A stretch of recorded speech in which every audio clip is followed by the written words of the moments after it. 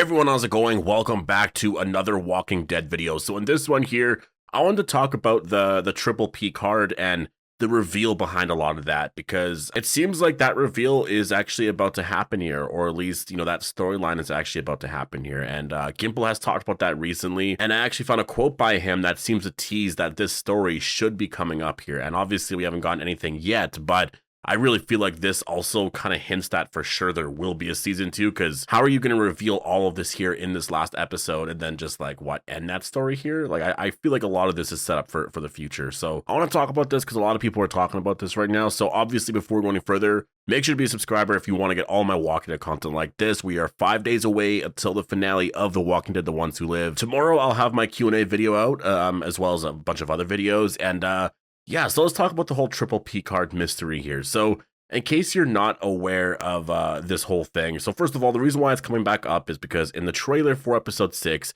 you do see there's a shot here of Pearl Thorne, and on the whiteboard beside her, if you actually zoom in, it says PPP exception. So obviously that's a reference to the Triple P card that we've seen, and again, we've seen this 2 times before. So we saw this once with Heath after he went missing in season 7, and it was always a mystery. What did that mean? A lot of people thought it meant something to do with like the Whisperers and all of that over the years. And then in Tales of the Walking Dead, obviously there was a reveal there. The character in that episode had the card in his wallet, which was like really, really interesting. Like what does that mean? And that was the last time that we saw it. And obviously a lot of us have been just kind of curious on like, what does that mean? Are we ever going to get into that story? Why did Gimple introduce that a long time ago and just like never really get into it here? Well, it seems like it's actually about to happen now. Finally, like honestly, finally. So I've seen some people, trying to figure out what it means. And I've seen a lot of people say that maybe it means Philadelphia, Portland, and Paris, right? In terms of like, maybe they want to like restart the world from those 3 cities or places, right? For me personally, I just don't think that makes a lot of sense because of the fact that they want to destroy Portland. Like that's what we saw in World Beyond and a lot of that, right? Like they want to destroy Portland. So to me, it doesn't really make a lot of sense that, that they would want to start the whole world over from those 3 places. I mean, yes, if you actually do look at, those 3 places, they all start with P. So there is that. Philadelphia is where the CRM is located. Like that is like the main base right there.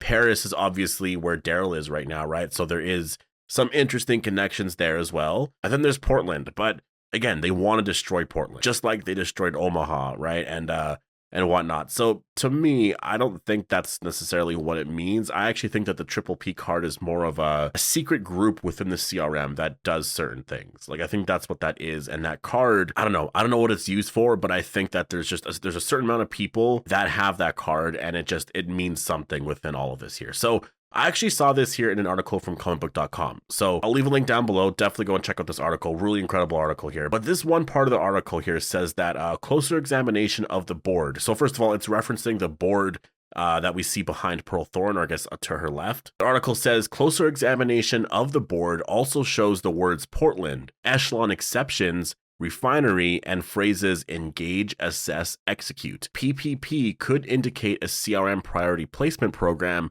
which typically affects military personnel who have been subject to reductions in force, realignments, consolidations, base closures, transfers, and position classification decisions, according to similar verbiage in U.S. military and federal agencies. So, I mean, maybe that could make some sense, but I still think, again, that this is probably a secret group of some kind, or a special group that is designed to do certain things. Like, there's something here for sure. There's more to this story here, right? And so when you actually look at what the quote said, though, I never actually caught a lot of that. So that's why I have to talk about this, because it's kind of interesting. So talks about Portland. Obviously, Portland is something that is, we know, going to come up here in the finale. But then the other part says echelon exception. So that I never actually caught. Like, that's actually very interesting. The fact that it says echelon exceptions, I mean, that's kind of similar to saying Triple P exceptions, right? Like PPP exceptions. So I'm kind of curious on, like, is that 2 different groups? Right? Is that what that is here? Is the PPP exception something totally different from the echelon exception? Like, are they 2 different groups and they get exceptions because of certain things, right? And so I wonder, again, I don't know what the whole Triple P thing means, but Rick Grimes is going to get the echelon briefing, so maybe there's certain, exceptions because of whatever that echelon briefing is here. Like, it seems like we're getting close to something, right? There's something about to be revealed here, it seems like, but I also wanted to get into this last part here of the article here that I found very, very interesting. And, a lot of the talk about all of this is I find very fascinating. And, a lot of us are wondering, when is this going to come up and all of that? Will this come up very, very soon? Or am I just sort of talking about this for nothing right now? Well, this is what Gimple said, and this is exactly what made me wonder about a lot of this because, just exactly what he says here. So he says, it's like with the CRM. There's a huge mythology to it, Gimple recently told Comic Book of the PPP card. But the thing is, and I do want to tell it, but if things change and you haven't released that much, you can pivot. But I will say it's just sitting on a shelf right now, this really great mythology that might apply to something very, very soon. But I'd say it's sat on a shelf for 2 years now, that mythology, Gimple added, and ideas around it and stories and characters and things, but we will sell no wine before it's time. So, just that middle part there in which he says, he talks about just like that story and the fact that he wrote that story and it's ready to be told or whatever. But just the part where he says, this really great mythology like might apply to something very, very soon. So that part right there, I think tells me that something here is going to happen in the finale. There's going to be a moment in the finale where a bunch of stuff is revealed. And I think, I've heard a lot of talk about the last episode here, To the Ones Who Live, and this being something that will change The Walking Dead, or it's supposed to be such a big moment. And I'm wondering if that's what a lot of this is here. Like a lot of whatever this mystery is here, some of the echelon briefing and a lot of what they've been building up here. I wonder if there's going to be a big moment here that just completely changes The Walking Dead. And that could honestly be happening here in the finale because this show is really amazing. They've done a lot, right? And I'm really happy with what they did with Rick and Michonne and sort of reuniting them and getting into a lot of that. But like, I want to know what's coming in the future.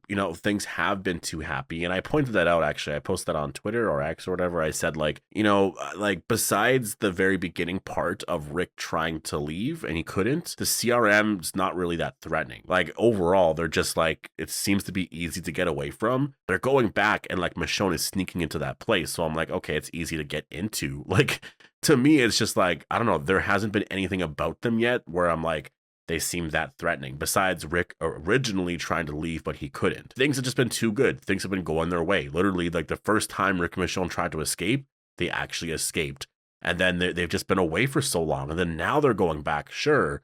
But like what? They're going back to destroy everything and then go back home? Is that how this is really going to end? If that's how that ends, the CRM story is so boring. It really it's nothing. Like there's the Saviors, the Whisperers, all of them, like they were way more threatening as villains and way more interesting. So Scott Gimple saying that here, I think tells me that that's probably not going to be the case because I think they know that. They know that there's no way they can just sort of end the story like that and have all of this wrap up like that. So I think that the Triple P card, the echelon briefing, I think a lot of that will change The Walking Dead. And the whole thing with Portland, in terms of is this, does the Triple P thing mean Philadelphia, Portland, Paris? The reason why, they're getting rid of Portland is because they sort of view Portland and like Omaha as like they're wasting their resources a lot, right? Like, and there's that aspect to it. But I also think like another important thing is, if you do remember, there was like that newspaper that said something about certain people wanted oversight of the CRM and like the leadership of the Civic Republic military. That hasn't happened yet. There hasn't been a moment where we've seen any sort of like, that's just anyone within the Civic Republic being like, we need to fight back. Like obviously besides like Pearl and Okafor and Rick, there was no one else in charge at the CRM that had a lot of power that really wanted to change things from within. It was just the military trying to do that. So I think that when you consider that, I think Beal doesn't want to give up any of his power, right? He doesn't want to give up his position at all. And I think that's probably a big part to why he wants to get rid of Portland and Omaha. I think it's because those places are starting to question a lot of what they're doing, right? And obviously, I think part of the, wasting the CRM's resources is probably a big part of it as well. But I do think that he doesn't want people to stand up to what he's doing. If you think of the whole A and B thing, that's also a part of it as well. A's are leaders and probably would stand up to things that he's doing. And what do they do with A's? They get rid of them right away, right?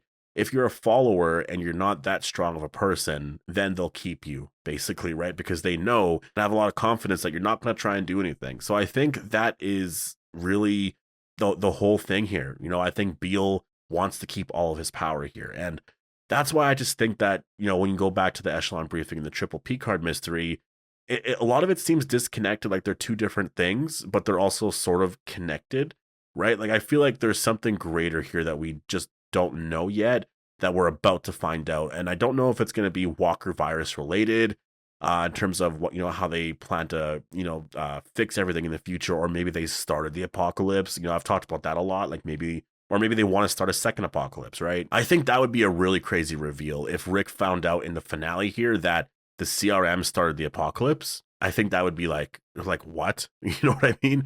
And that they're planning to do it again, and this is sort of how they want to, keep humanity going in the future. Like there's some sort of like pros and cons to doing that or something like that. I don't know. Again, I don't know like what Beal's thinking here, but like, I just feel like we're about to find out something really, really incredible here. And I think that's where this season is going. Because if you just look at sort of what has happened this season, again, everything has just been too positive that I don't think the finale is going to end in a positive way. I think it's going to end in a very dark way, a very depressing way that leaves us just like, I can't believe that just happened, right? I like just completely shocked, right? I don't know if it means a death, but just more in terms of what Rick finds out here. And maybe Alexandria is destroyed, right? And then now they just got to fight back and like, what do they do next, right? And that's sort of what they would focus on in a season 2, right? That kind of feels like that's what all of this is here. I really feel like Rick Grimes' world is about to change. I think that this season of the Ones Who Live mirrors a lot of season 1 of The Walking Dead, in my opinion. Like just a lot of how that season played out, and then especially at the end with the CDC finding out everything from Dr. Jenner.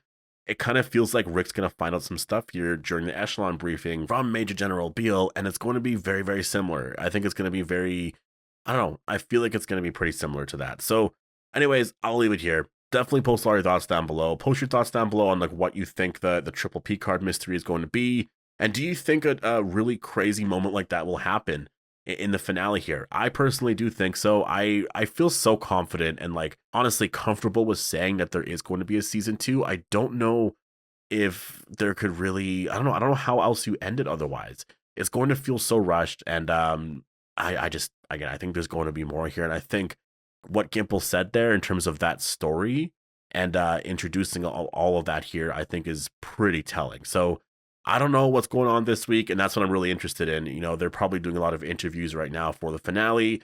A lot of people are watching the episode right now, and I'm just curious as to, those questions and like what happens there, because they're going to talk about that no matter what, right? So I'm very, very curious on the whole thing. I wonder if they're going to renew it for season 2 right away or if it's the end. Like, this is going to be a question that's going to be on my mind every single day for the next 5 days. I mean, it's been obviously a topic that a lot of people have been wondering about for a while. Like, is this only 6 episodes? But again, this week, just because we're building up to the last episode here, it's all anyone's going to be wondering about, right? So post all your thoughts down below. Do you think there's about to be a big reveal here in the story? Do you think The Walking Dead's going to change in a really big way here in this last episode? Hope you guys all enjoyed the video, and I'll see you guys in the next one.